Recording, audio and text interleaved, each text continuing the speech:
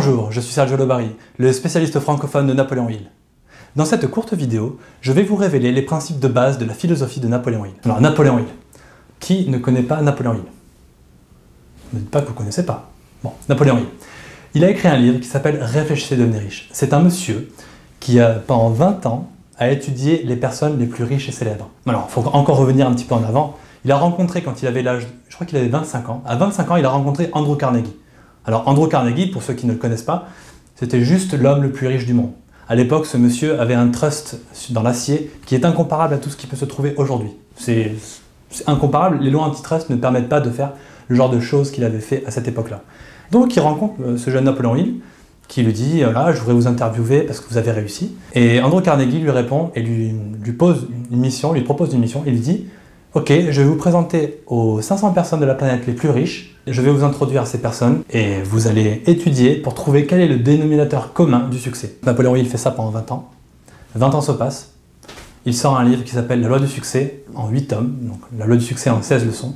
Dans ce livre, il retrace les dénominateurs qu'il a trouvés dans ces personnes très riches. Je peux vous dire qu'il y a des informations très puissantes. Ce sont des principes de base qui ont créé le monde actuel que vous connaissez. Donc les Rothschild, les Rockefeller, les Ford, les Gillette, toutes ces personnes qui ont créé le monde tel que vous connaissez, ils ont utilisé des principes. Napoléon Hill a recueilli ces principes. Il a écrit ce livre qui s'appelle « La loi du succès ».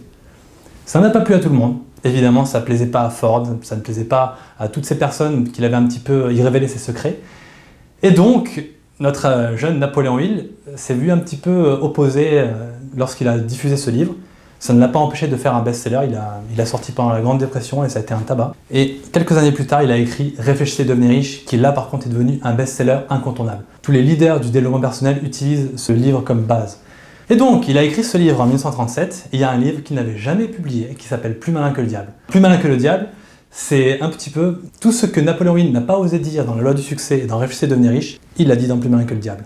Il fait parler le diable à sa place, ça lui permet un petit peu de dire des choses qu'il ne pourrait pas dire lui-même, il serait un petit peu trop arrogant s'il le faisait.